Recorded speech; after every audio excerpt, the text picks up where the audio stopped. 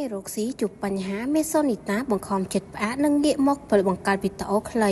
ខណៈពេលដែលបានបិទហាងកាហ្វេរបស់ខ្លួនមួយកន្លែងស្រាប់តែតារាសម្ដែងមេសូនីតាបានងាកមកបង្កើតវីដេអូខ្លីបង្ហោះនៅលើ Facebook ដូចជាសិល្បករមួយចំនួនដែរកន្លងមកមេសូនីតាមិនដែលនឹកនាក្នុងការបង្កើតវីដេអូខ្លីដើម្បីរកប្រាក់ចំណូលឡើយភាគច្រើននាងមមាញឹកនៅក្នុងការងាររកស៊ីរបស់ខ្លួននៅក្នុងមួយឆ្នាំ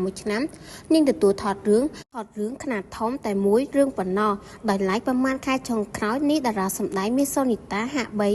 យឺ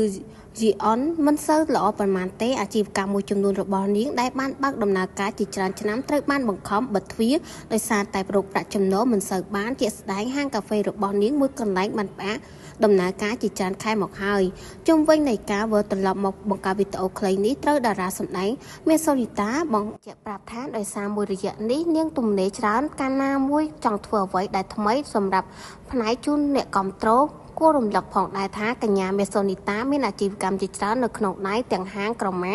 ហាងកាត់ដេរនិងហាងកាហ្វេដែលបានបើកដំណើរការជាង4ឆ្នាំមានសាខាជាច្រើនកន្លែងក្នុងមួយឆ្នាំនាងអាចរកប្រាក់ចំណូលបានយ៉ាងច្រើនពីអាជីវកម្មរបស់គ្រូនាងបាននិយាយថាអ្វីត្បិតតែការងាររកស៊ីជួបបញ្ហាបន្តិចបន្តួចតែនាងនៅតែមានគម្